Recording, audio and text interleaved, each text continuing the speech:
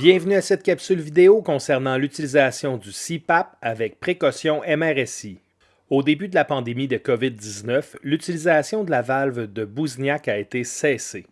C'est en se basant sur un principe de précaution et parce que nos connaissances du virus en cause étaient plus limitées que cette décision avait été prise.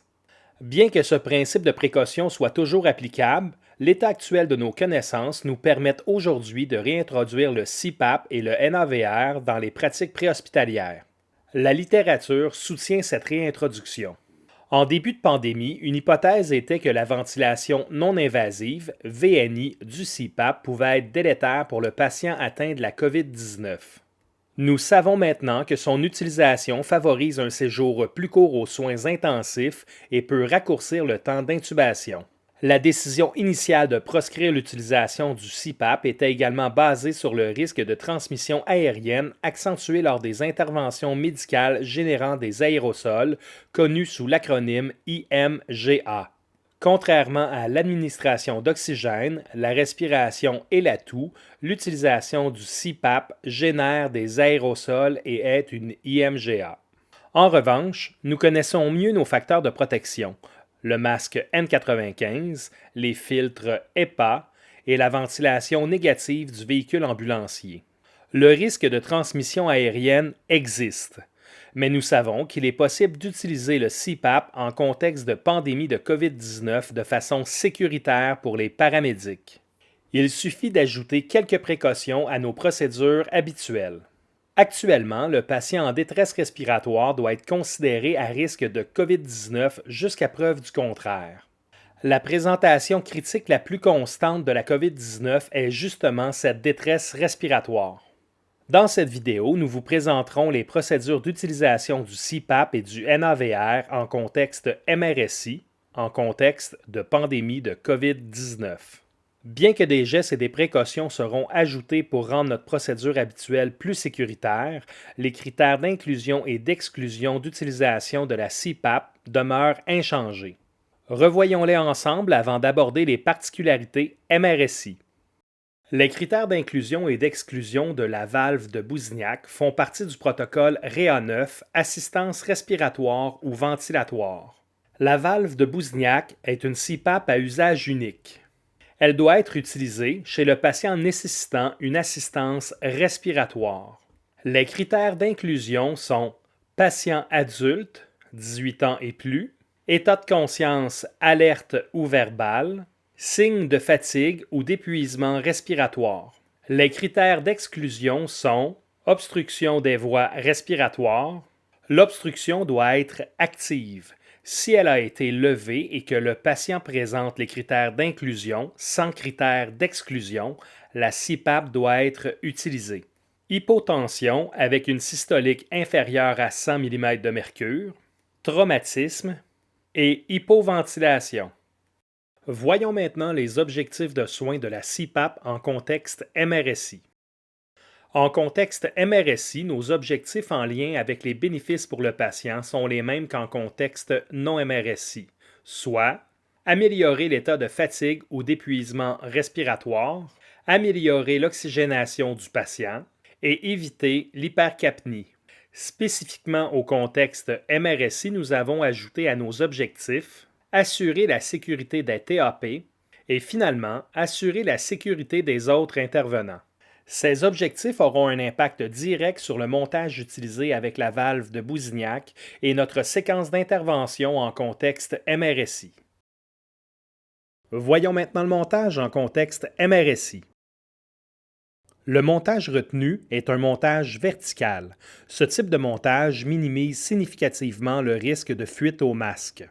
Un filtre HEPA mécanique hydrophobe plissé a été intégré au montage pour minimiser les risques de transmission aérienne. De plus, il implique l'utilisation d'un coude à 90 degrés qui permet une insertion mâle au masque et mâle au filtre.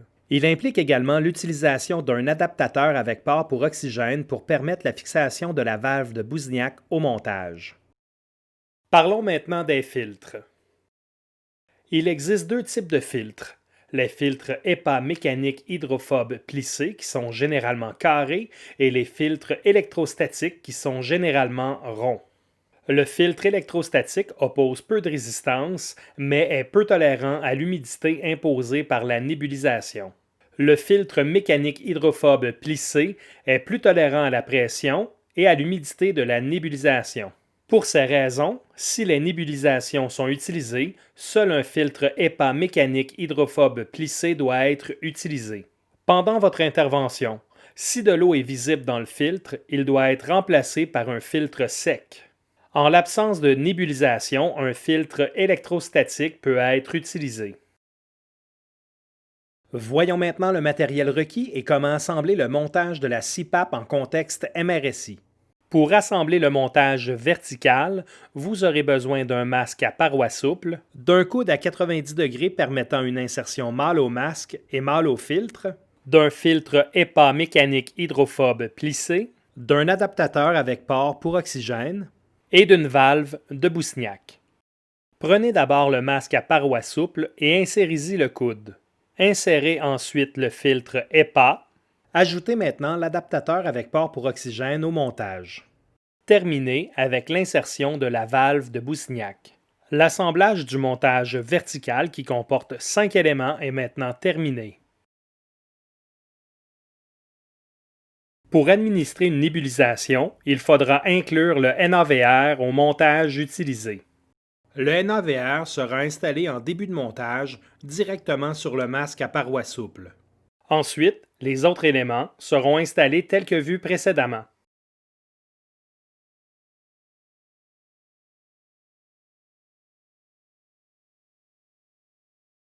Abordons maintenant le sujet de la séquence d'intervention adaptée aux procédures CPAP-MRSI. Débutons avec les principes généraux. Pour utiliser la valve de Boussignac, l'équipe de TAP doit porter les EPI appropriés permettant une protection contre les arrêts au sol, contre la transmission aérienne. Le masque N95 doit donc obligatoirement être utilisé en plus des lunettes ou de la visière, de la blouse anti-éclaboussure et des gants à poignets longs. La décision de porter les EPI sera prise idéalement avant l'arrivée sur les lieux, sinon suite à l'évaluation initiale à 2 mètres.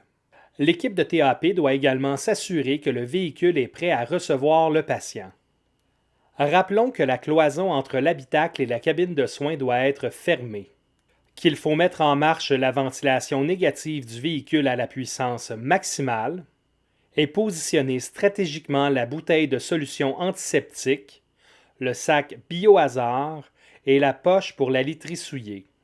En contexte de pandémie, il est optimal de préparer le véhicule en début de quart de travail. La prise en charge des patients susceptibles d'être atteints par la COVID-19 sera ainsi simplifiée.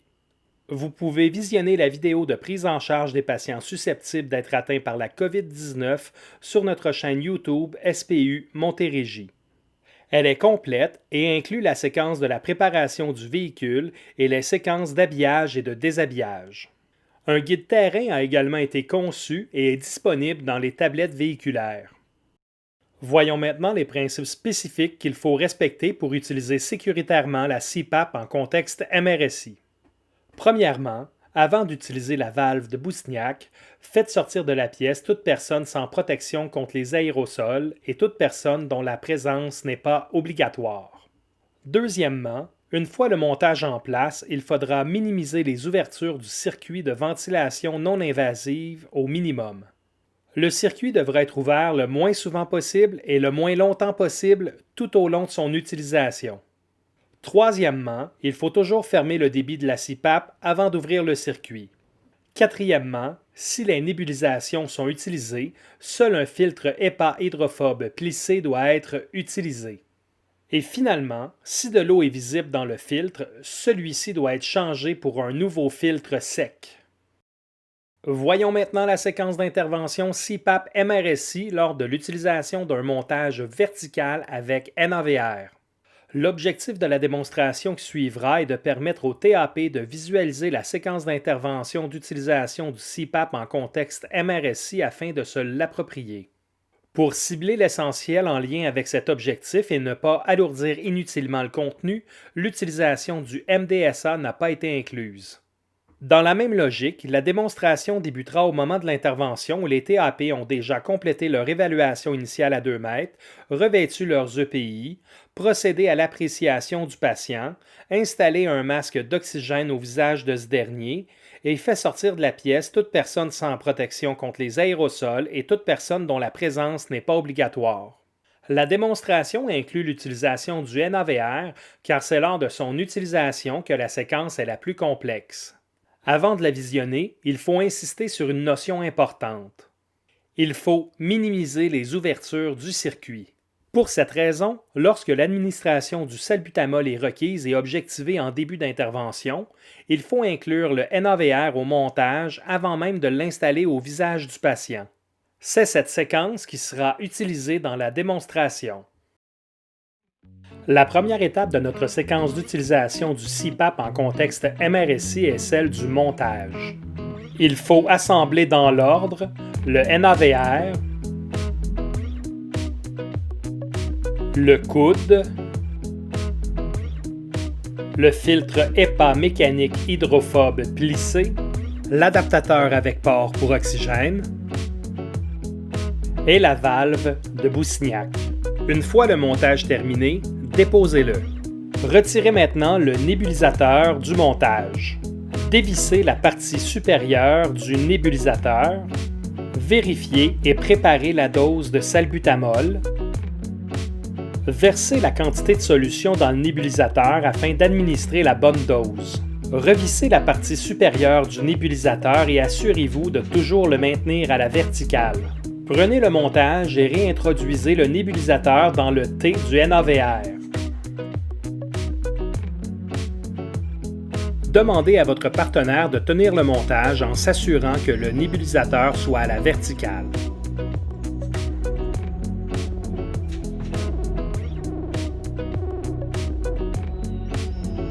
S'il est impossible pour votre coéquipier ou un autre intervenant de vous assister, il est possible de susciter la collaboration du patient si son état le permet.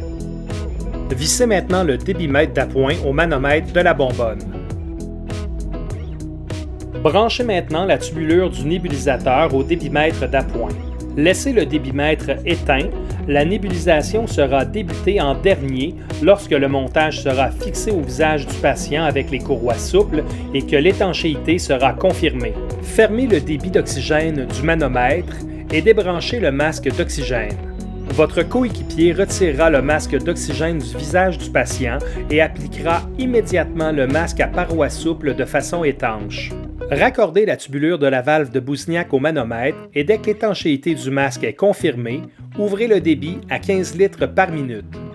L'ouverture du débit d'oxygène à 15 litres par minute doit être faite le plus tardivement possible pour limiter le risque d'aérosol. Ici encore, s'il est impossible pour votre coéquipier ou un autre intervenant de vous assister, il est possible de susciter la collaboration du patient si son état le permet. L'objectif est de limiter la projection de gouttelettes au minimum et d'assurer l'étanchéité avant de mettre en marche la valve de Boussignac. Maintenant que le masque est maintenu manuellement de façon étanche par le patient ou votre coéquipier, il faut le fixer avec le système de courroie. Pendant l'installation des courroies, veillez en continu à ce que le scellé du masque demeure étanche. Communiquez efficacement avec le patient et votre coéquipier afin de favoriser la collaboration et la complémentarité des gestes. Une fois les courroies en place et le masque fixé de façon étanche, la dernière étape est de débuter le traitement de salbutamol en ajustant le débitmètre d'appoint à 6 litres par minute. Voyons maintenant les particularités d'administration du salbutamol en nébulisation en contexte MRSI. En période de pandémie, l'administration de nébulisation peut être faite uniquement en circuit fermé. Seuls les patients nécessitant l'utilisation de la CPAP sont concernés. Le montage respiratoire doit inclure un filtre HEPA mécanique hydrophobe plissé. Seul ce type de fil doit être utilisé pour la nébulisation. Pour une administration de nébulisation sécuritaire, il faut respecter certaines règles. Il faut minimiser les ouvertures du circuit. Le circuit doit être ouvert le moins souvent possible et le moins longtemps possible. Pour satisfaire à cette règle, il faut tenter d'objectiver les critères d'administration du salbutamol avant l'installation initiale du montage au visage du patient. Ainsi, la première dose de salbutamol sera préparée et le NAVR incluant le nébulisateur prêt seront inclus au montage initial. Une fois le NAVR inséré au montage, il sera retiré uniquement lorsque toutes les doses de salbutamol auront été administrées conformément au protocole MED8. Le retrait du NAVR à ce moment vise à réduire l'espace mort et à diminuer la réinspiration de CO2. Le NAVR sera donc retiré lorsqu'il ne sera plus requis pour toute la suite de l'intervention. La deuxième règle est qu'il faut toujours fermer le débit d'oxygène avant d'ouvrir le circuit.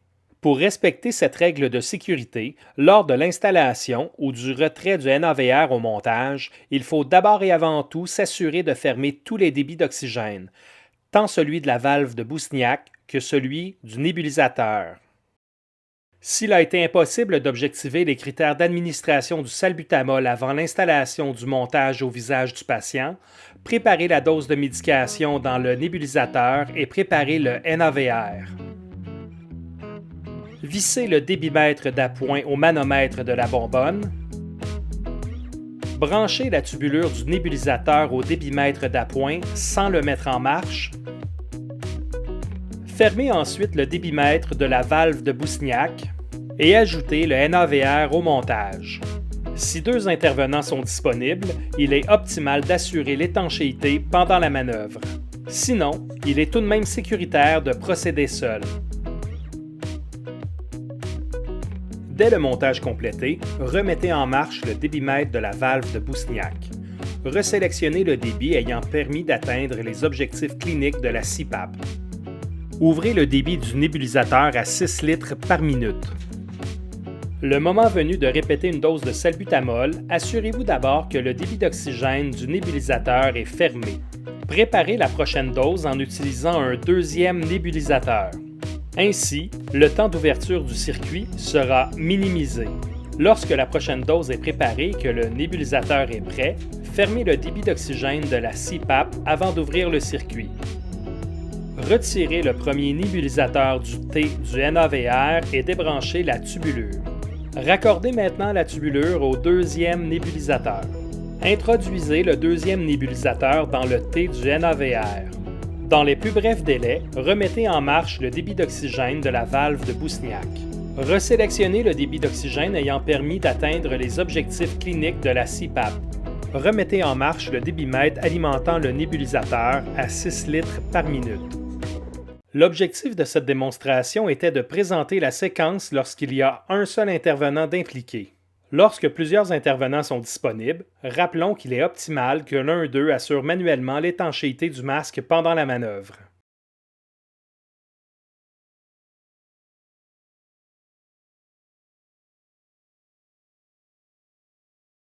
Lors de l'utilisation de la CPAP en contexte MRSI, si des gouttes d'eau sont visibles dans le filtre HEPA, il faut le changer immédiatement. Un filtre mouillé perd de son efficacité. Le paramédic doit donc être vigilant et s'assurer que le filtre demeure sec. La nébulisation augmente le risque que le filtre soit mouillé. C'est d'ailleurs pour cette raison que seuls les filtres HEPA mécaniques hydrophobes plissés doivent être utilisés pour l'administration de la nébulisation. Ces filtres sont plus résistants à l'humidité. Regardons la séquence qui permet d'effectuer un changement de filtre sécuritaire. La première étape est de prévoir un filtre neuf et de le déballer pour qu'il soit prêt à l'emploi. Il faut ensuite fermer tous les débits d'oxygène avant d'ouvrir le circuit. Fermez en premier le débit du nébulisateur s'il est en place et ensuite le débit de la CPAP. Retirez le filtre du montage et disposez-en en évitant de contaminer inutilement vos équipements. Fixez le filtre neuf au segment du montage. Refermez ensuite le circuit en complétant le montage. Redémarrez immédiatement le débit de la CPAP au litrage qui a permis l'atteinte des objectifs cliniques. Finalement, ouvrez le débitmètre qui alimente le nébulisateur à 6 litres par minute.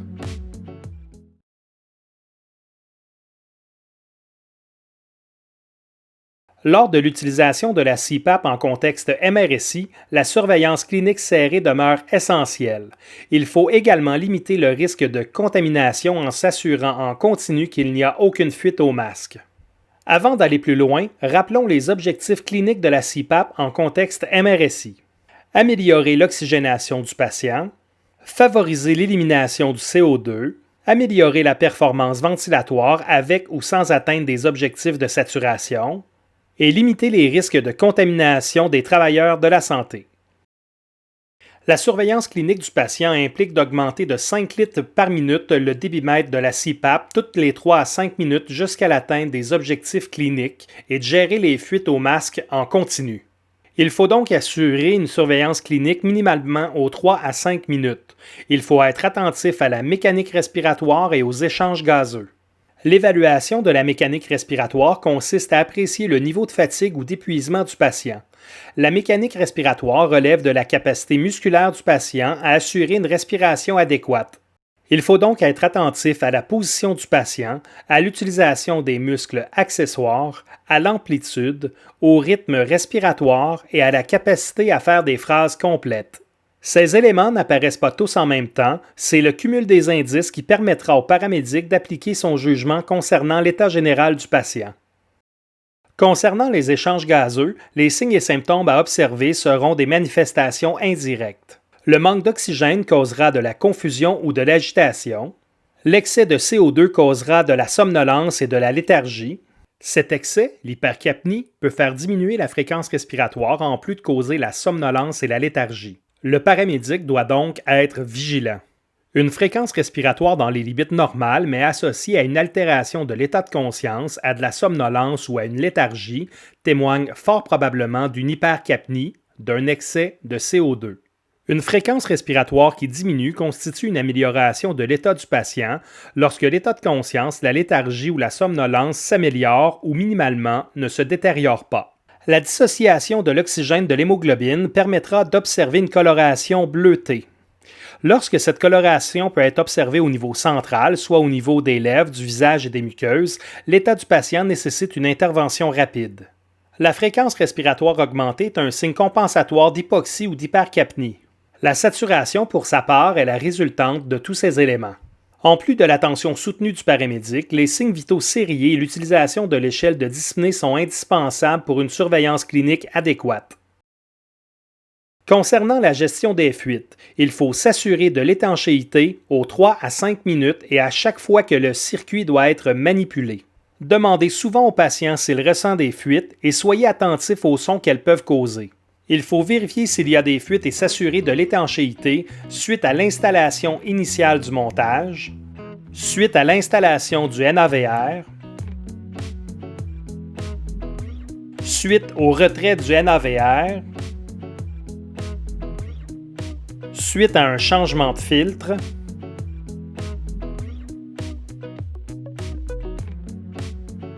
et lors de toute situation où le montage aurait pu être déplacé. Au-delà de tous ces éléments, il faut vérifier s'il y a des fuites et s'assurer de l'étanchéité, minimalement aux 3 à 5 minutes. La stratégie de correction des fuites est plutôt simple. Il faut vérifier le bon positionnement du masque et resserrer les courroies en maintenant le scellé le mieux possible. Pour ce faire, il est optimal de procéder à 2 intervenants lorsque c'est possible.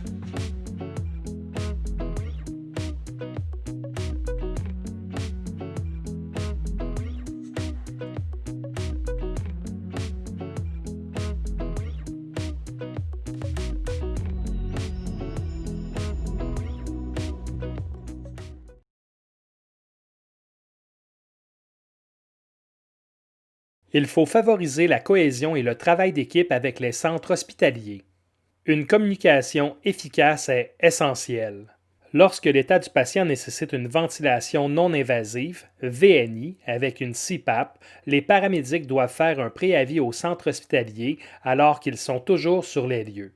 Ainsi, les membres du personnel hospitalier pourront faire le nécessaire pour accueillir le patient dans une salle à pression négative. Un 10-10 complet sera fait en transport. Un 10-10 doit être fait pour tous les patients instables et tous les patients susceptibles d'être infectés. Avant de terminer votre 10-10, demandez à votre interlocuteur si vous devez retirer la CPAP à votre arrivée.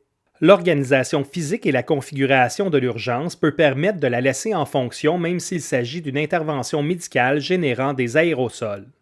À l'arrivée au centre hospitalier, le conducteur ira aviser le personnel avant de revêtir ses EPI et de procéder au débarquement du patient. Ce sera le moment de valider les procédures et de s'assurer de les respecter. Pour effectuer le débarquement, il faut retirer la CPAP. Raccordez d'abord la tubulure d'un masque d'oxygène au petit cylindre d'oxygène. Il faut s'assurer de bien remplir le sac réservoir. Fermez ensuite le débitmètre qui alimente la valve de Boussignac et débranchez la tubulure. Si une nébulisation est en cours, il faut fermer son débitmètre en premier. En maintenant le mieux possible l'étanchéité du masque à parois souples, défaites les courroies du bas. Retirez le masque à parois souples en passant le système de courroie par-dessus la tête du patient. Appliquez sans délai le masque d'oxygène au visage de ce dernier. Procédez maintenant au débarquement du patient.